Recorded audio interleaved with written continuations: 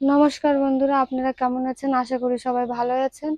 চলে এসেছি আবার একটা নতুন ভিডিও নিয়ে, ডিমের একটি নতুন ভিডিও নিয়ে। আপনারা ডিম অনেকভাবে রান্না করে খেয়েছেন, কিন্তু যেভাবে রান্না করছি এটা দেখে আপনারা বুঝতে পারবেন যে ডিমটা আমি কিভাবে রান্না করছি আর কেমন ভাবে রান্না করছি। চলুন দেখে নিই আমি রেসিপিটা কিভাবে রান্না করছি। প্রথমে ডিমগুলোকে এক এক করে ফাটিয়ে নিব।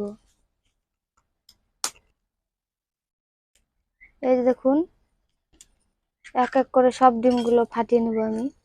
আমি 3টে ডিম নিয়েছি, আপনারা যতগুলো ইচ্ছে নিতে পারেন।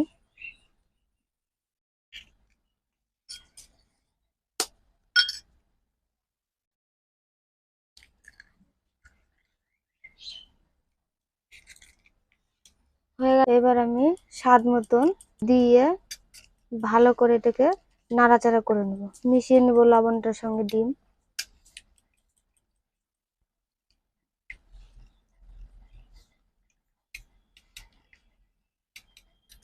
অংশটা ভালোভাবে মিশে গেছে।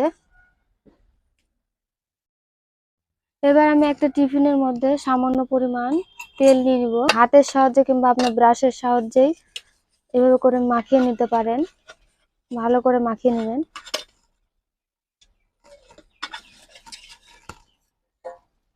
এবারে আমি ডিমের গোলাটা এর মধ্যে দিয়ে দিচ্ছি।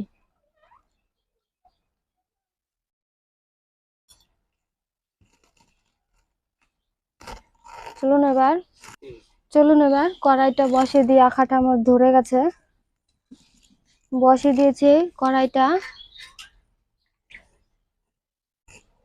এবার তাতে সামান্য পরিমাণ জল দিয়ে দিব।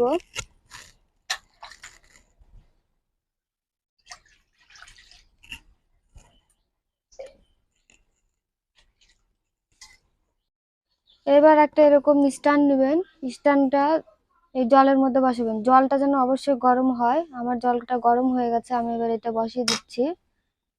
দেখবেন যে যেন জলটা বাটিটার তলা অব্দি ছুঁয়ে থাকে। তারপরে আমি ওই ডিমের টিফিন বাটিটা ভালো করে বন্ধ করে দিয়েছি। এবার আমি টিফিন বাটিটা বসিয়ে দিব। যেভাবে বসিয়ে দিবেন, বসিয়ে দিয়ে এবারে এইভাবে ঢাকা দিয়ে দিবেন। চলুন দেখে নিই এবার কি কি মশলা ব্যবহার করছি আমি এই ডিমের রান্নাটা করতে। লঙ্কার গুঁড়ো নিয়েছি, হলুদ নিয়েছি, গোটা জিরে, তেজপাতা, শুকনো লঙ্কা নিয়েছি, টমেটো কুচি, গরম মশলা, লবণ, তারপরে জিরে গুঁড়ো, আর নিয়েছি গোটা গরম মশলা, পেঁয়াজ কুচি, আদা বাটা, রসুন বাটা আর কাঁচা লঙ্কা বাটা। 5 মিনিট হয়ে গেছে, আমি এবার ঢাকনাটা তুলে দেবো।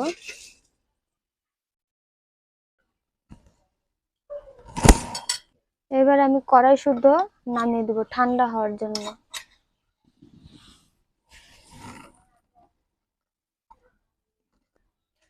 এইভাবে কড়াইটা নামানোর পরে 2 থেকে 3 মিনিট রেখে দিয়ে ঠান্ডা হওয়ার জন্য তারপরে বাটিটা খুলবো, না হলে হাত পুড়ে যাওয়ার সম্ভাবনা আছে।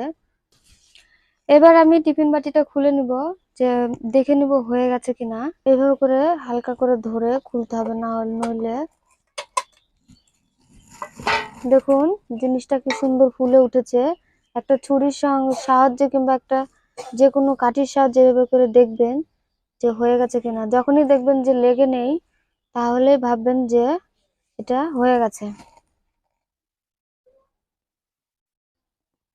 এবার একটা ছুরির সাহায্য করে সাইড গুলো ছাড়িয়ে নিব, যেন আমার কাটতে অসুবিধা না হয় বা উঠাতে অসুবিধা না হয়।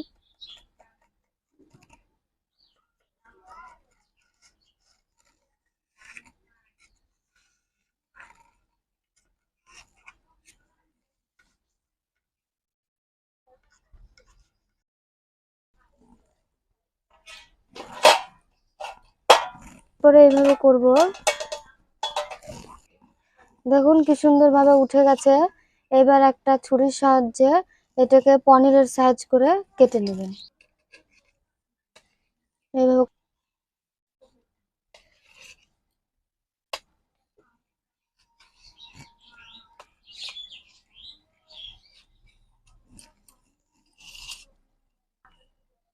এইভাবে করে কেটে নেবেন চৌকো করে।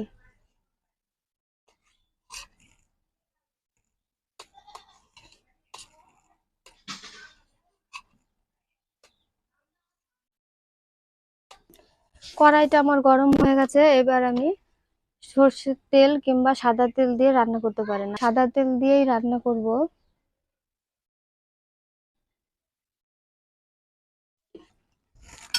এবার পনিরের সাইজ করে রাখা ডিমগুলোকে আমি এক এক করে দিয়ে দিব।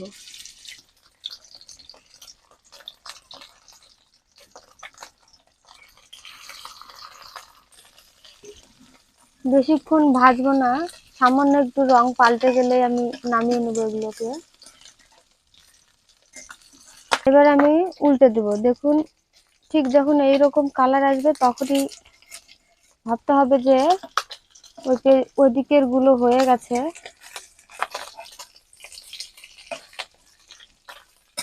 বেশি লাল করে ভাজবেন না।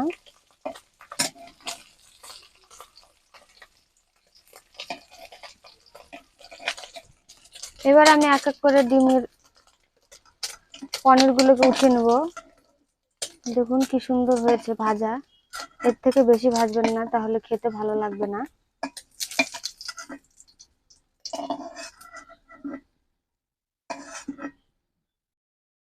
কড়াইয়ের মধ্যে আমি তেল দিয়ে দিচ্ছি আবারও। এবারে দুটো তেজপাতা দিয়ে দেবো, লঙ্কা, গোটা জিরে,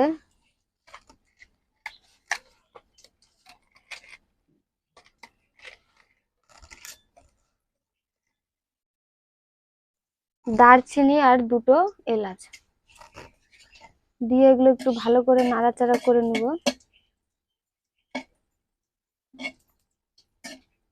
দিয়ে নাড়াচাড়া করার পরে এইবারে আমি পেঁয়াজ কুচিগুলো দিয়ে দিব। আমি এখানে দুটোর মতো পেঁয়াজ কুচে নিয়েছি।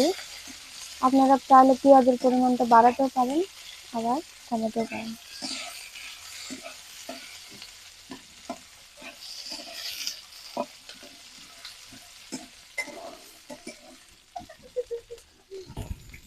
সামান্য পরিমাণ লবণ দেবো যাতে পেঁয়াজটা গলে যায়। লবণ দেওয়ার পরে আবার একটু ভালো করে নাড়াচাড়া করে নেব। পেঁয়াজটা বেশি ভাজবো না, হালকা করে ভেজে নেব। দেখুন, মশলা থেকে তেল ছাড়তে শুরু করেছে। এবারে বুঝতে হবে যে মশলাটা আমার হয়ে গেছে। এবারে আমি জল অ্যাড করে দিব এর মধ্যে।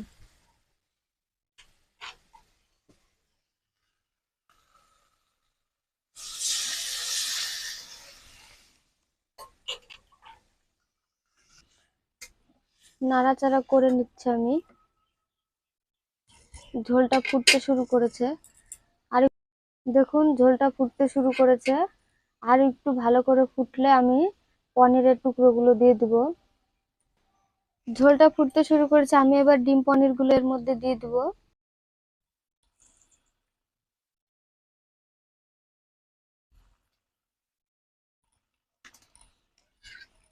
ডিম পনিরগুলো দিয়ে ভালো করে নাড়াচাড়া করে নেব।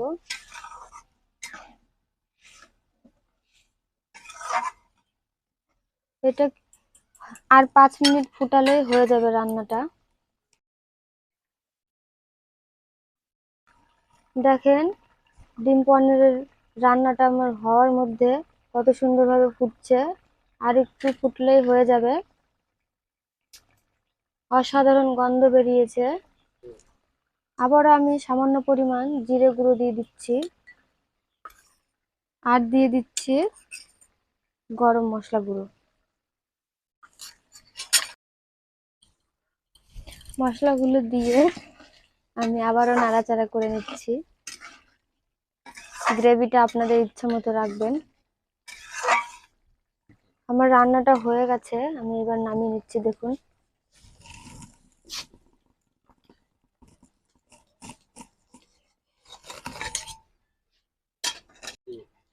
বাড়িতে আপনারা ডিম এইভাবে রান্না করে দেখবেন, খেতে অসাধারণ হয়।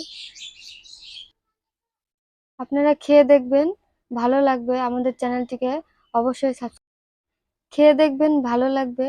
আমাদের চ্যানেলটিকে অবশ্যই সাবস্ক্রাইব করে দিবেন। ধন্যবাদ। কালকে আবার দেখা হবে নতুন একটি ভিডিওর সঙ্গে।